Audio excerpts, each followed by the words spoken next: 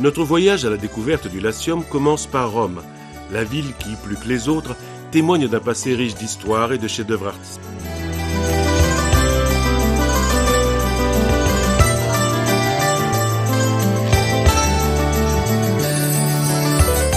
La première page que nous ouvrons est celle de la place de Venise, en plein centre historique.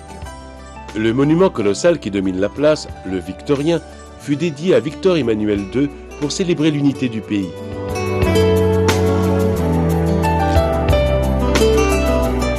Derrière le Victorien se dresse le Capitole, la plus petite des 7 collines de Rome, voire aussi la plus éminente et la plus noble, symbole de la vie religieuse et politique de la ville. Au centre de la place du Capitole, on peut admirer le célèbre monument équestre de Marc Aurèle, copie de l'original conservé à l'entrée du musée du Capitole, situé sur le côté gauche de la place. En face, vous trouvez le Palazzo dei Conservatori, qui abrite la plus ancienne collection au monde de sculptures classiques. Entre autres, la Louve, œuvre étrusque du VIe siècle avant Jésus-Christ, et symbole légendaire de Rome et de ses origines.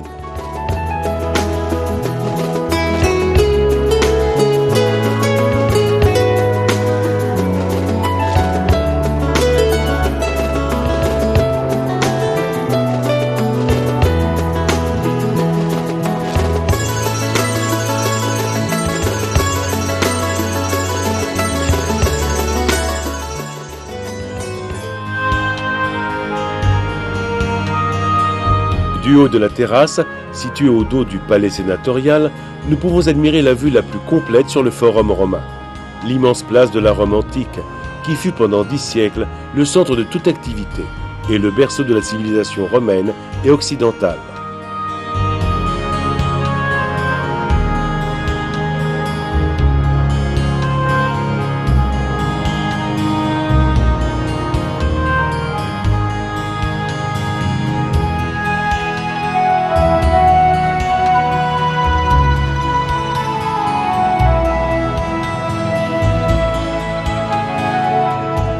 Le majestueux amphithéâtre Flavius, ou Colisée, est le plus important monument de l'époque romaine. Il fut commencé par Vespasien en 72 après Jésus-Christ et achevé par son fils Titus 8 ans plus tard. Il pouvait accueillir environ 70 000 spectateurs.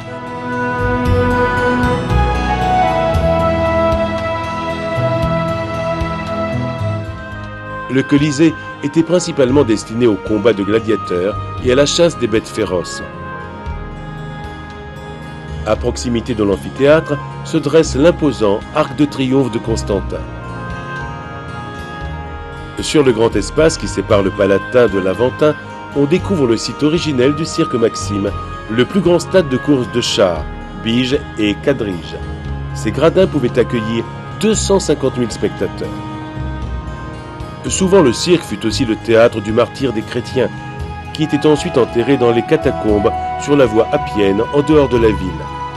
Cette route conduisait hors de Rome en passant par la porte appienne ou par la porte de Saint-Sébastien. Cette dernière fait partie des remparts auréliens construits vers l'an 272 après Jésus-Christ et encore très bien conservés. Le long de la voie appienne, on peut visiter les catacombes. Les plus anciennes sont celles de Saint-Caliste, qui, comme toutes les autres, se déploie sur 3 niveaux souterrains en labyrinthe.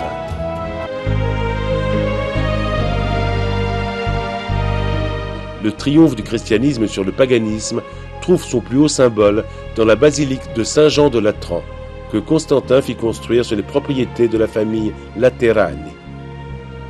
C'est là que résideront les papes jusqu'en 1378, date à laquelle ils s'installèrent au Vatican.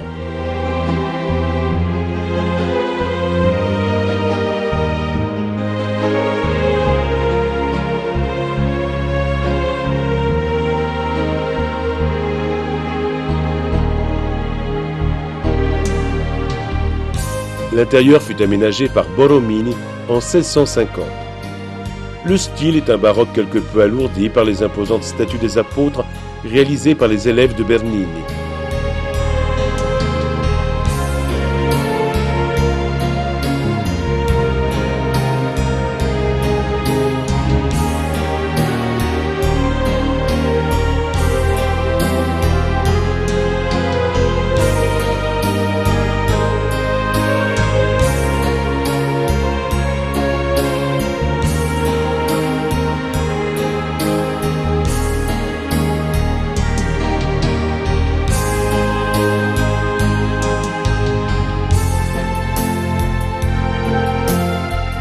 Parmi les basiliques patriarcales romaines, Saint-Paul hors les murs, la plus grande église de Rome après Saint-Pierre, mérite aussi notre attention. Juste devant l'entrée de l'église, le splendide portique abrite la statue de Saint-Paul.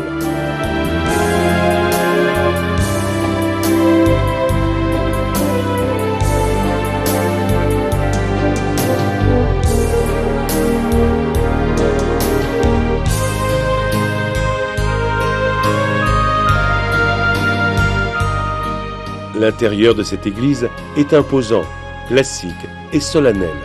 4 rangées de colonnes de granit subdivisent la basilique en 5 nefs. On peut y admirer le plafond en caisson orné de reliefs dorés, avec au centre les armoiries du pape Pie IX.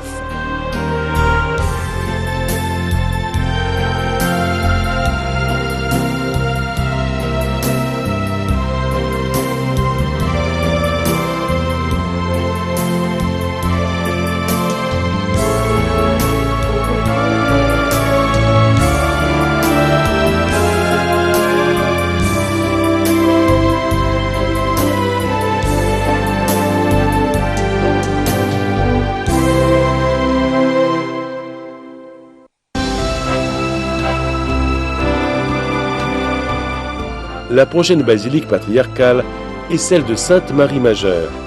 La légende raconte qu'elle se matérialisa lors d'une chute de neige miraculeuse le 5 août de l'an 356. Elle fut consacrée par Sixte III en 431.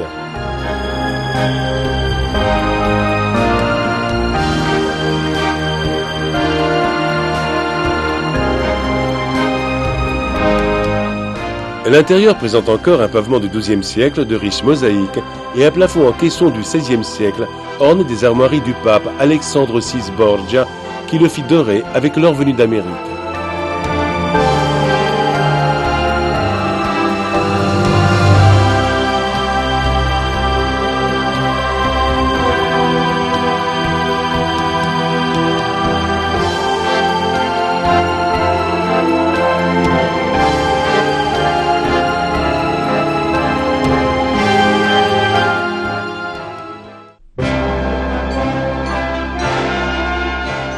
L'île du Tibre est reliée d'un côté aux rives du Tibre par le pont Fabricius, construit en l'an 62 avant Jésus-Christ et très bien conservé.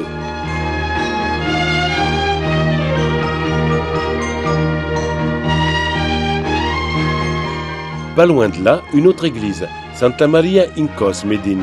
Sous son portique, on peut admirer la célèbre bouche de la vérité, effigie en marbre d'une divinité fluviale qui, d'après la légende, mordait la main des parjures.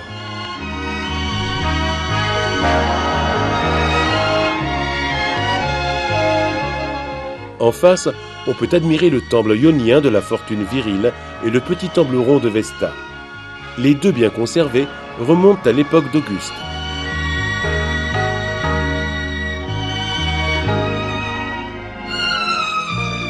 La zone du champ de Mars comprend une vaste surface qui, à l'époque des Romains, était recouverte de champs cultivés et dédiés au dieu Mars. Et c'est ici que l'on trouve l'une des plus belles places romaines, Piazza Navona. Au centre, le célèbre monument de Bernini, la fontaine des 4 fleuves, une représentation allégorique des 4 continents connus à cette époque et symbolisée par 4 fleuves, le Nil, le Gange, le Danube et le Rio de la Plata.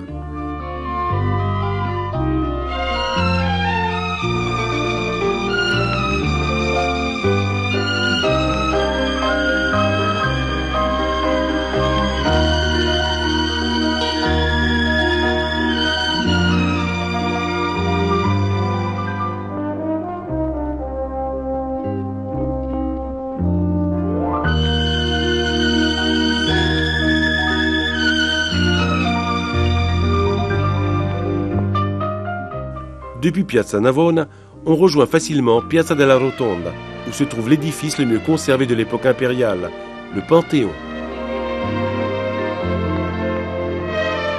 Ce monument, dont le nom signifie « tous les dieux », fut construit par Agrippa, gendre d'Auguste, qui le dédia aux principales divinités planétaires. La construction telle qu'elle nous apparaît aujourd'hui remonte cependant à l'époque de l'empereur Hadrien, l'une des plus grandes personnalités de la Rome antique.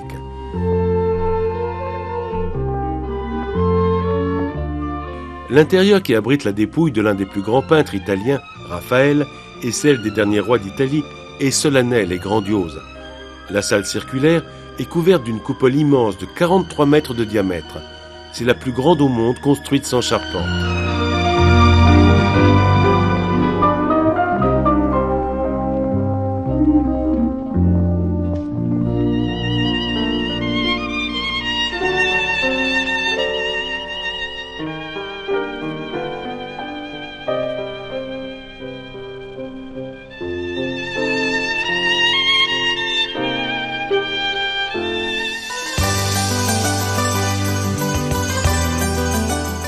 Pour savourer une autre belle vue de Rome, il faut monter au Gianicolo.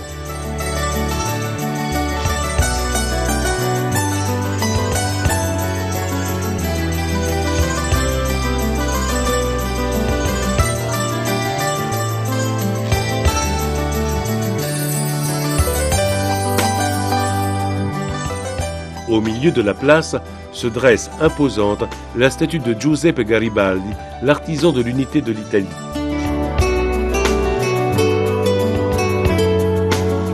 Place de la République est l'une des plus belles places de Rome. La fontaine des Naïades en est la démonstration la plus évidente. De forme circulaire, elle se compose de 4 groupes de statues en bronze représentant les 4 divinités marines. Réalisée au XVIIIe siècle par Nicola Salvi, la fontaine de Trevi est un alliage extraordinaire d'éléments propres à l'architecture et d'évocation naturelle. L'effet qui découle de ce mélange des genres est tout à fait spectaculaire. Rappelons la célèbre tradition qui consiste à jeter une pièce de monnaie dans la fontaine pour être sûr de revenir un jour dans la ville éternelle. La Villa Borghese est le parc romain le plus connu. Il s'agit d'une ancienne propriété qui appartenait dans le temps à la famille qui donna le nom à la villa. On peut y visiter entre autres un musée où est conservée une collection privée de grande valeur. La Galerie Borghese.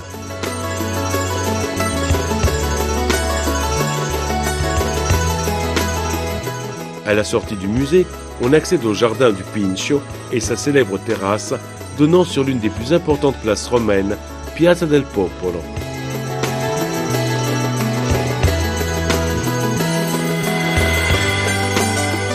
Jetons maintenant un coup d'œil à ce quartier du XVIIIe siècle. Ici, le grand escalier de la Trinità dei Monti qui ouvre l'accès sur la place d'Espagne.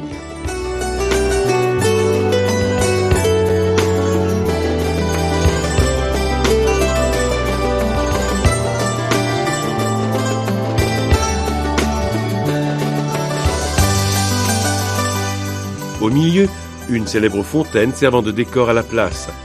Il s'agit de la Barcaccia, réalisée par Pietro Bernini, père du plus célèbre Gian Lorenzo. Mais c'est sur les rives du Tibre qu'Adrien fit construire le monument le plus imposant, la Mole Adriana, son mausolée. Cette construction devint ensuite une forteresse à l'époque d'Aurélien, et au Moyen-Âge, elle prit le nom de Château Saint-Ange, après que l'archange Michel apparut au pape Grégoire Ier pour lui annoncer la fin d'une épidémie.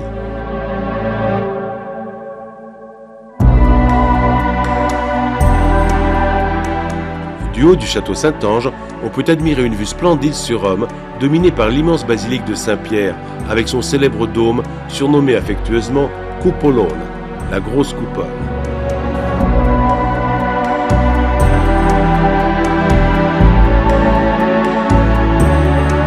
La place fut réalisée vers la moitié du XVIIe siècle par Gian Lorenzo Bernini en 11 ans à peine. Elle est entourée par 284 colonnes disposées sur 4 fils.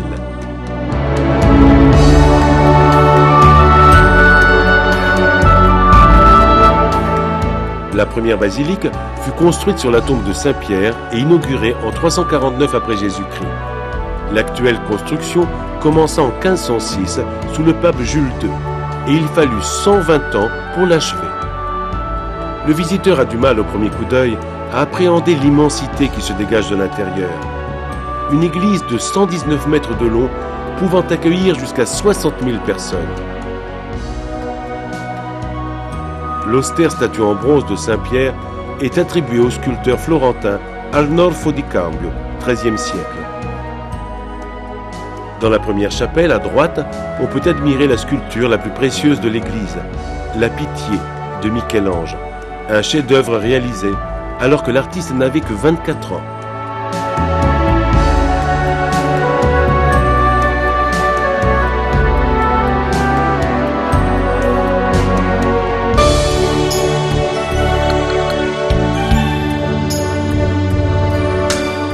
Depuis le dôme, on peut admirer la vue sur les jardins du Vatican et sur la ville éternelle.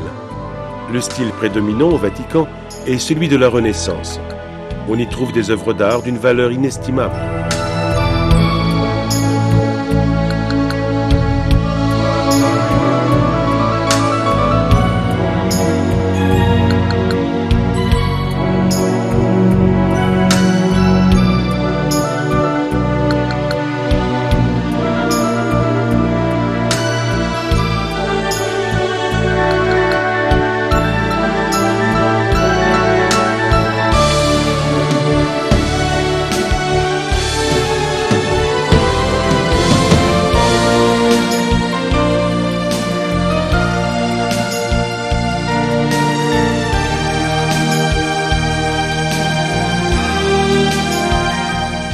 Les chambres de Raphaël forment les appartements privés du pape.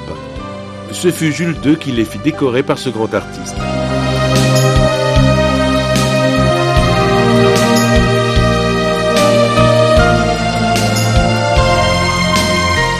Le lieu le plus célèbre est certainement la chapelle Sixtine, qui doit son nom au pape Six IV. Achevé en 1480, c'est le lieu de réunion du conclave pour l'élection du pape.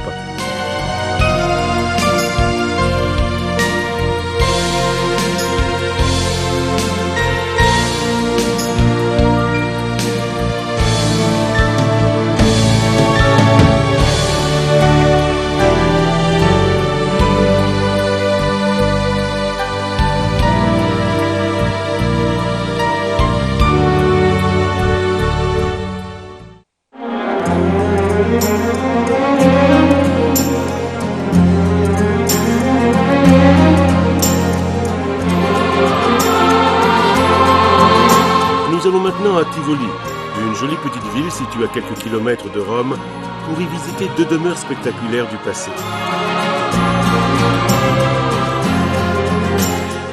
Nous sommes à la Villa d'Este. Et c'est ici que Ippolito d'Este, cardinal de Ferrare, qui venait à peine d'être élu gouverneur de la ville de Tivoli, voulut transformer le vieux couvent bénédictin, dont le gouvernement avait son siège, en une splendide villa, à même d'imiter les anciennes résidences romaines et surtout la fameuse villa de l'empereur Adrien. Pour ceci, le cardinal chargea un des plus célèbres architectes de l'époque, Piero Ligorio, de créer un véritable parc de merveilles aussi bien esthétiques que techniques. En effet, le parc descend peu à peu en terrasse sur la campagne romaine. Il est tapissé d'arbres centenaires et embelli de partout d'un grand nombre de statues, de fontaines, de décorations qui éblouissent chaque visiteur.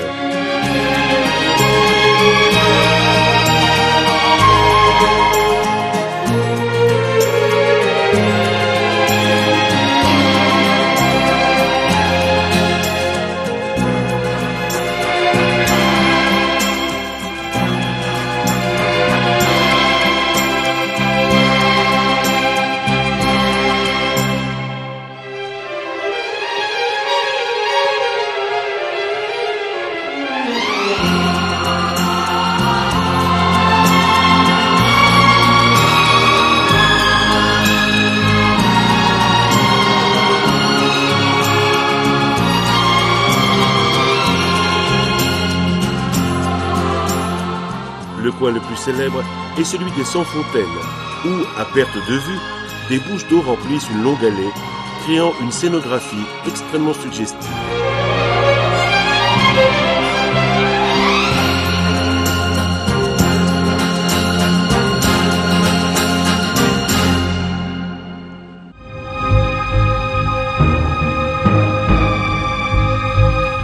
Mais les merveilles de cette belle villa ne s'arrêtent pas à Villa d'Este.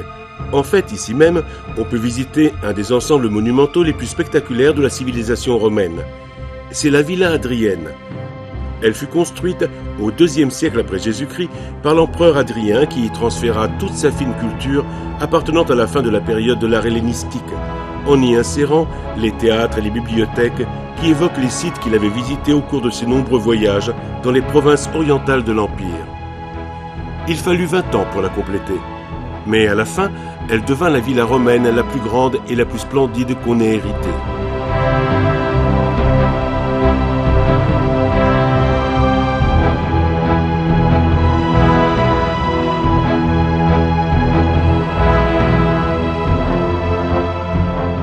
L'endroit le plus connu de la villa est le Canoppo, un autre splendide bassin entouré d'un merveilleux portique de colonnes décoré de multiples statues.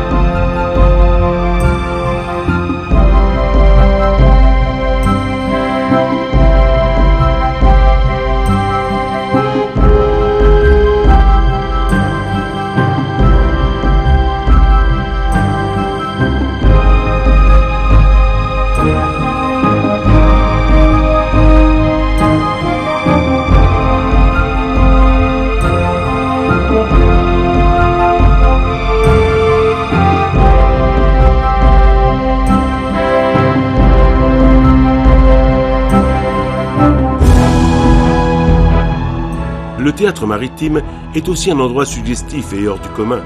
Il est constitué d'une petite île entourée d'un canal sur lequel était construite une petite domus, complètement isolée et qui est considérée un lieu d'étude très privé et réservé à l'empereur. C'est un lieu magique et d'une importance historique et culturelle extraordinaire qui rend honneur à une ville petite et importante, une étape obligatoire pour connaître le grand passé du monde romain.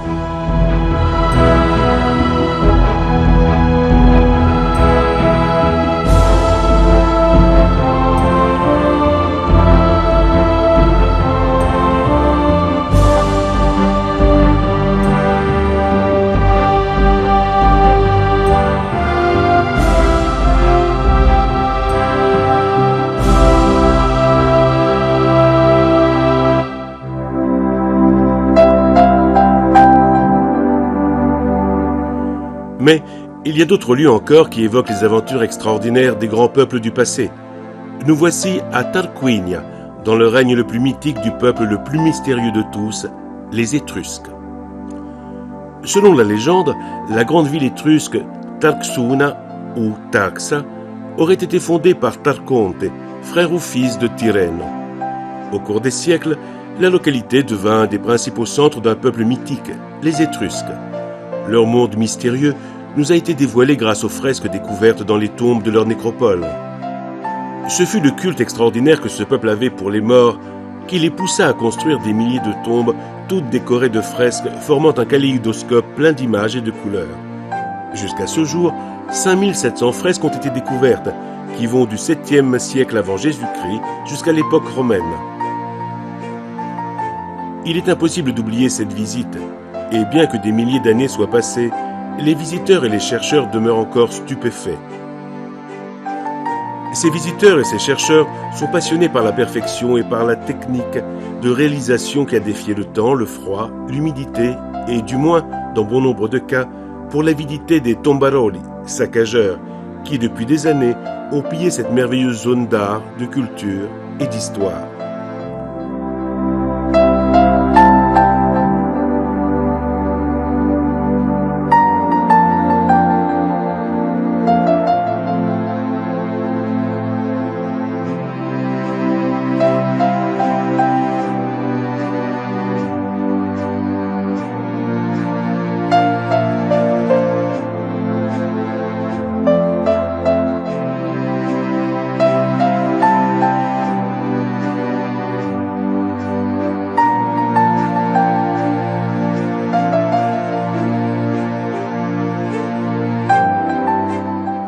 De nos jours, un grand nombre de vestiges qui ont été trouvés sont conservés dans un grand musée aménagé à l'intérieur du palais Vitelleschi.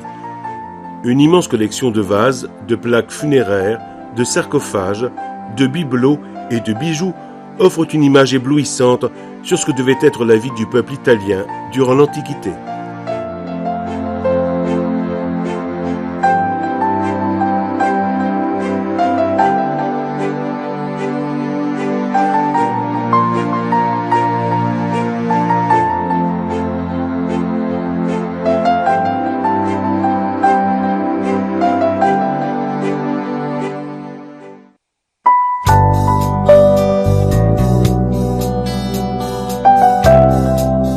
Nous continuons vers le nord pour visiter une des villes de la région les plus fascinantes, Viterbe. Son histoire est même imprimée dans son nom, qui dérive donc de Vetus Urbis, vieille ville. De nos jours encore, une grande enceinte de 5 km de long enlace le cœur de la ville. Pendant des siècles, Viterbe fut le théâtre de lutte entre les pouvoirs opposés et puissants. Et cette porte ouvre les murs. Le cœur de la ville est Piazza del Plebiscito. Sur 3 côtés, elle est entourée de bâtiments qui ont été construits pour recevoir les administrations communales. Le palais del Podesta, de 1264, le palais de la préfecture et le palais dei Priori, qui est actuellement le siège de la mairie, édifié à la fin du XVe siècle durant le pontificat de Sisto IV.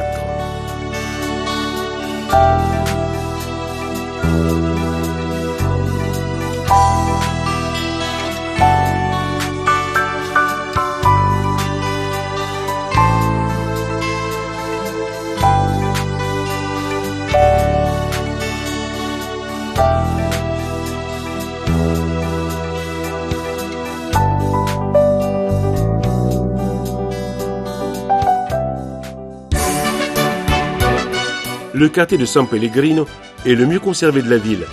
Et c'est pourquoi c'est l'exemple même du bourg médiéval resté intact et qui a été continuellement enrichi par la présence de nombreuses représentations artistiques.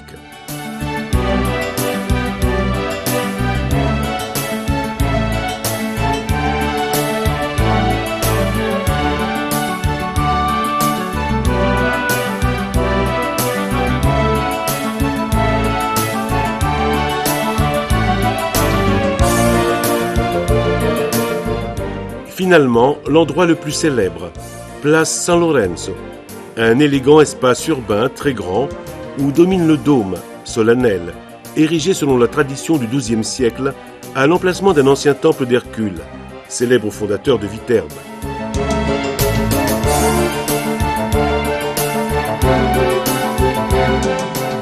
L'intérieur est à 3 nefs et conserve de nombreuses œuvres de grande qualité artistique.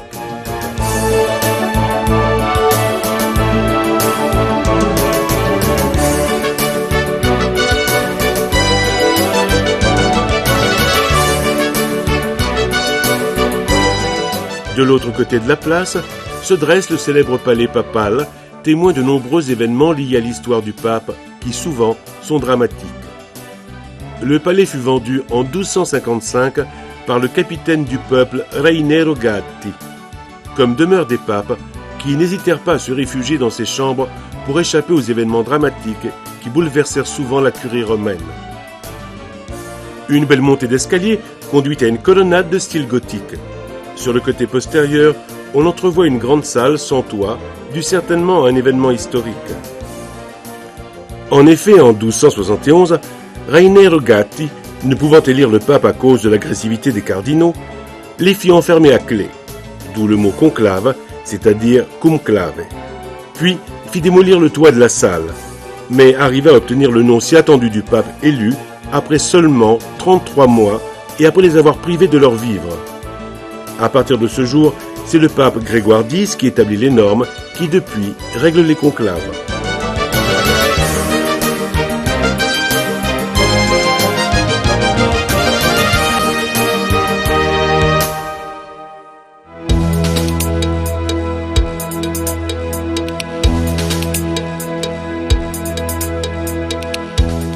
Restons dans la province de Viterbe pour visiter l'un des villages les plus suggestifs de la région, Bagnoregio.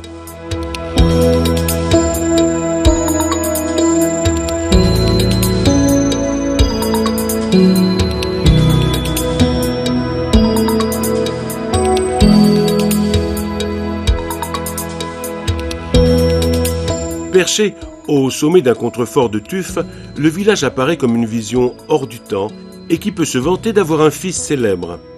En effet, en 1221, naissait Giovanni de Fidanza, devenu célèbre comme Bonaventura, un des plus grands philosophes et théologiens chrétiens. De nos jours, il faut passer sur un pont long et hardi pour entrer dans le bourg. Il est le témoignage du malheureux destin de ces lieux, car en effet le pont s'ébrèche lentement sous l'effet de son propre poids et s'effondre dans le terrain qui le supporte. Pour cette raison, ce village est surnommé la ville mourante, et la visite à l'intérieur rend parfaitement l'idée de souffrance. On dirait une crèche cristallisée dans le temps où l'on peut admirer des portails en basalte, des cipes funéraires romains, des colonnes de grès d'un vieux temple païen, des maisons médiévales du XVe siècle. C'est une visite émotionnante et d'une grande beauté.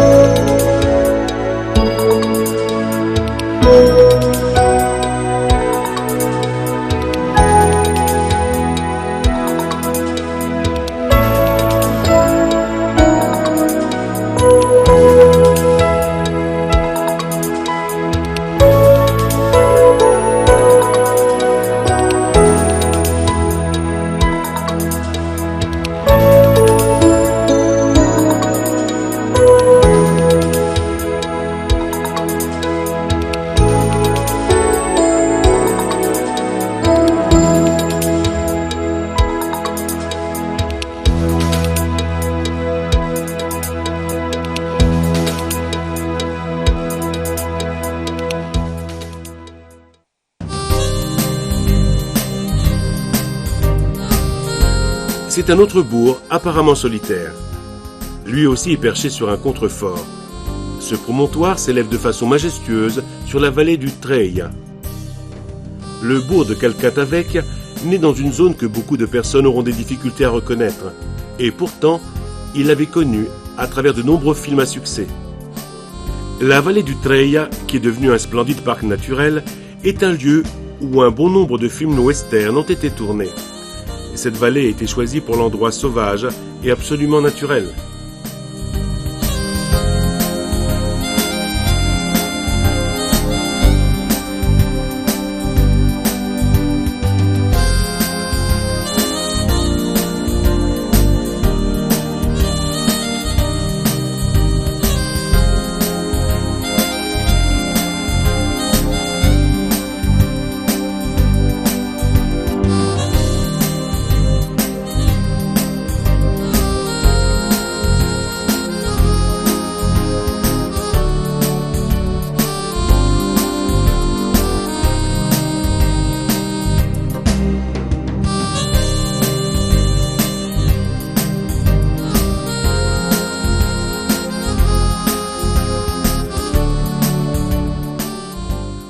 De nos jours, le bourg semble désert, mais au fur et à mesure qu'on le visite, on découvrira un microscope d'artistes et d'artisans qui en ont fait leur demeure favorite. Les vieilles maisons, les ruelles inaccessibles, la suggestive petite place ont été enrichies de délicieuses œuvres d'art.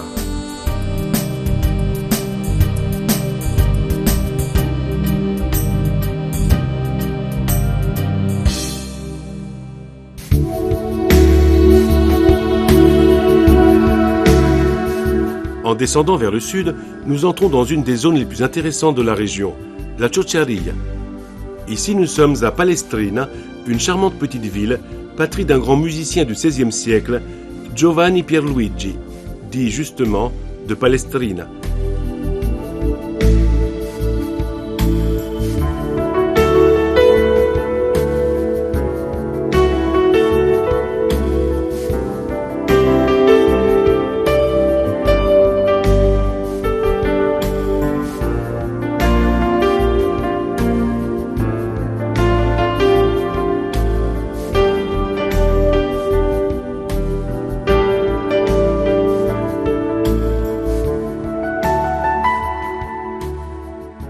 Cette ville conserve encore d'intéressantes œuvres d'art, mais ce qui attire le plus le visiteur, c'est sans aucun doute le sanctuaire.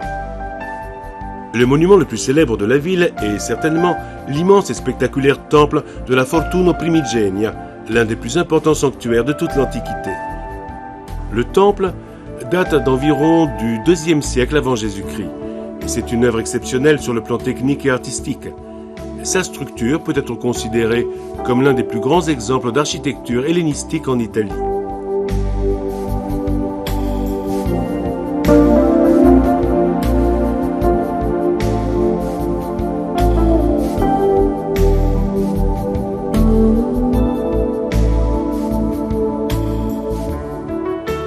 À l'intérieur se trouve le musée national archéologique de Palestrina. C'est un musée qui conserve des pièces de grande valeur provenant des restes du sanctuaire et de ce qui a été retrouvé dans le territoire de Praeneste.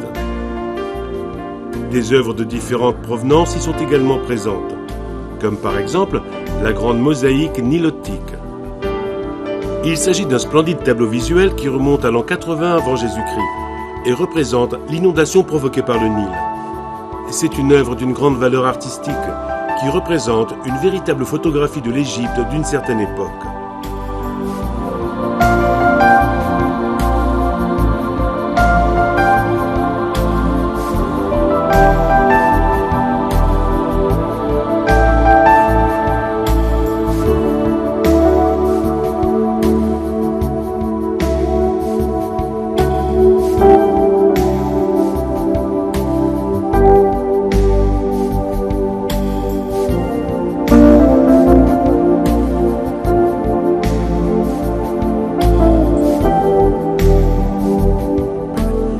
Nous avons une autre célèbre pièce du musée, c'est la Triade Capitolina.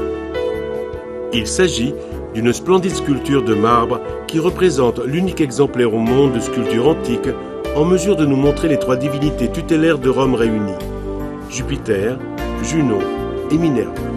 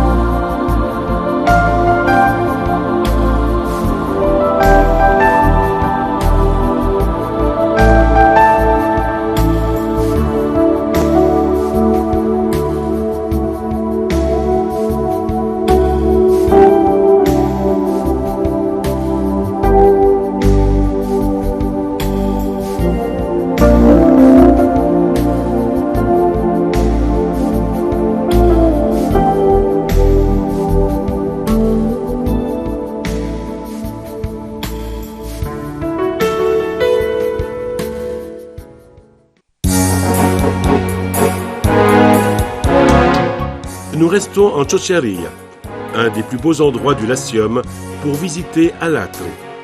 Il s'agit d'une splendide ville antique, juchée tout autour de son acropole. Alatri s'est défendue grâce à de grandes murailles mégalithiques formées d'immenses pierres édifiées à partir du IVe siècle avant Jésus-Christ.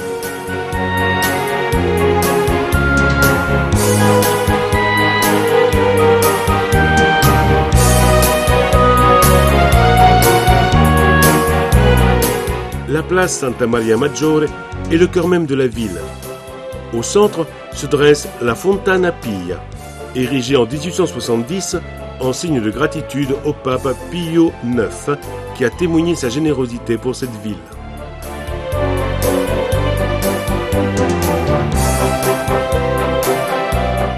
En face, nous avons la belle église Santa Maria, en style roman et gothique. Sa structure d'origine remonte, oserons-nous dire, au 5e siècle.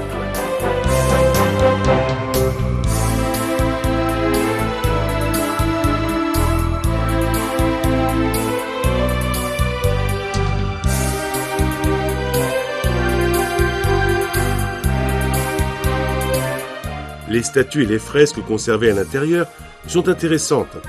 Elles datent du XIIe siècle et des siècles suivants.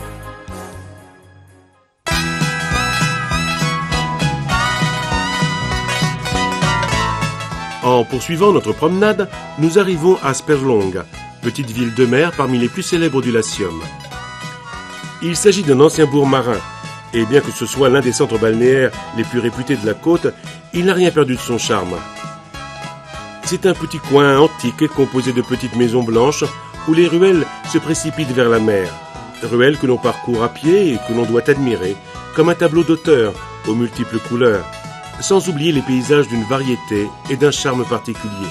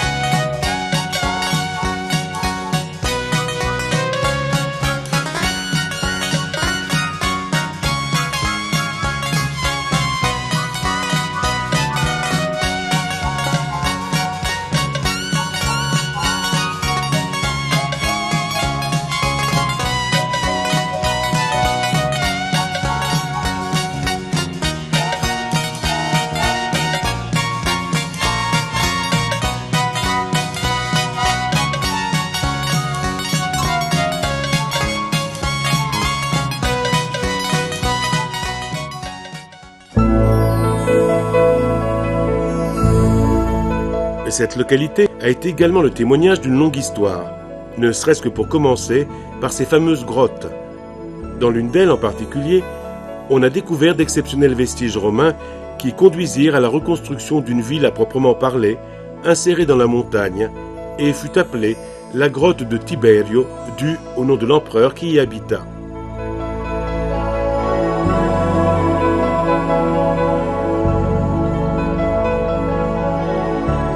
De nos jours, les splendides vestiges retrouvés dans l'ancienne nymphée sont exposés dans un musée moderne situé dans ses environs et qui nous donne la possibilité de nous plonger dans un monde riche en art et en beauté.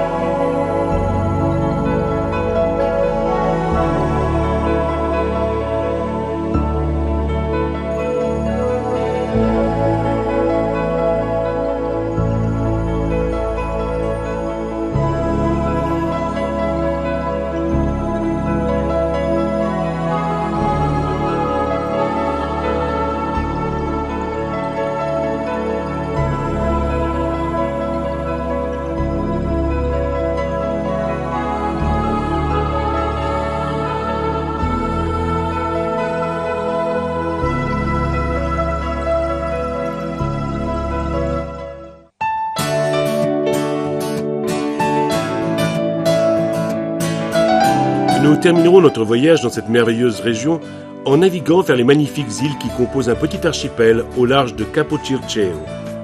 Nous débarquons à Ponza, une île parmi les plus fascinantes de nos mers. Ponza était renommée autrefois pour la pêche au mérou et pour sa mer limpide. L'île vit encore aujourd'hui autour de son vieux port construit par les Bourbons à la fin du XVIIIe siècle.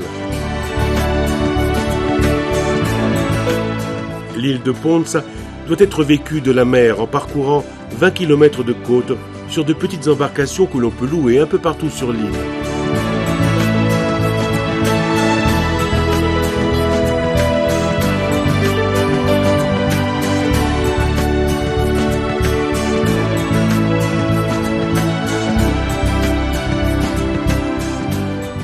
Chacun pourra choisir sa petite plage privée, comme la célèbre Chiaia di Luna, qui se présente comme une fine langue de sable adossée à un mur en roche blanche et qui communique avec le port par un long tunnel creusé par les Romains.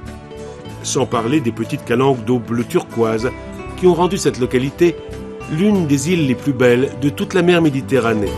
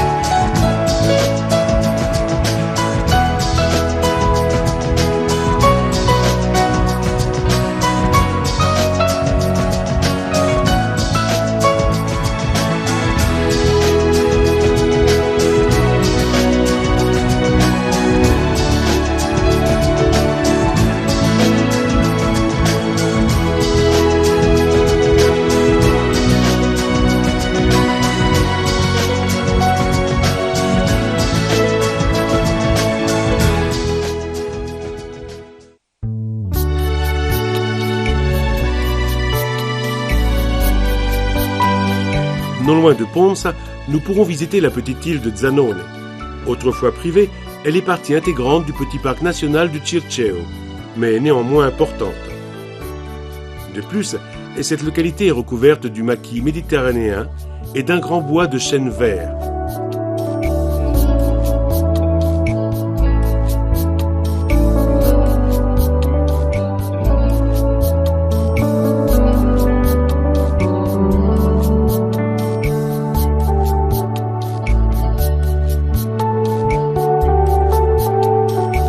« 160 variétés d'oiseaux environ y migrent à chaque saison et font l'objet d'une étude approfondie.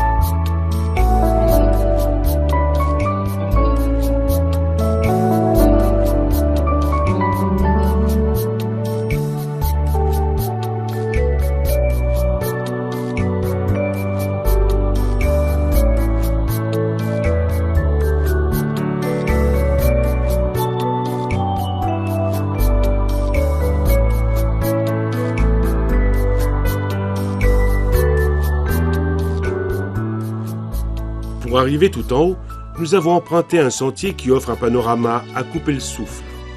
Ici, nous trouvons les ruines du couvent bénédictin de Santo Spirito, abandonné par les moines au XIIIe siècle, qui se sont transférés à Gaeta.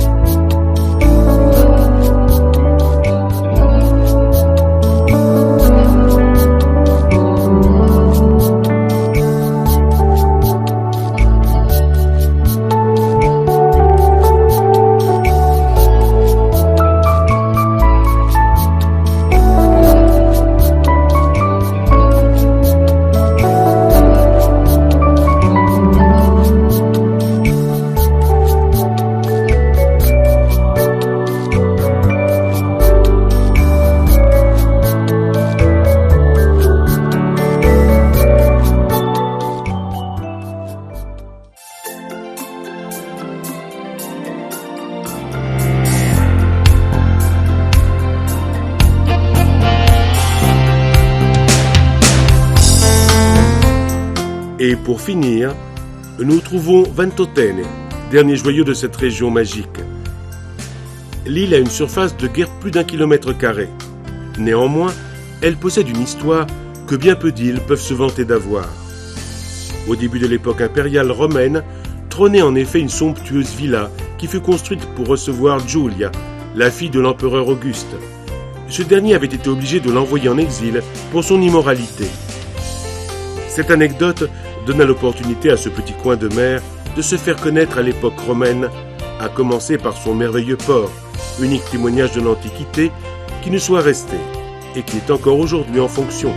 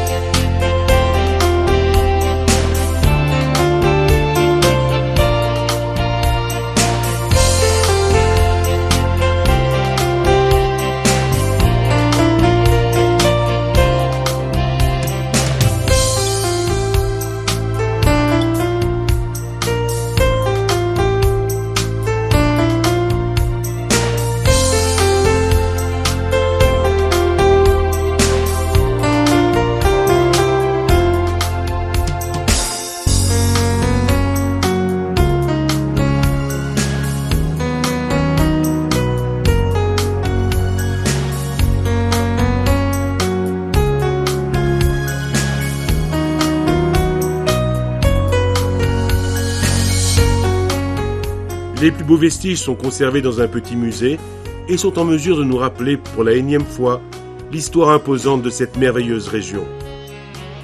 Nous pouvons assurer, sans crainte d'être démentis, qu'une bonne partie de la civilisation occidentale est née de cette terre.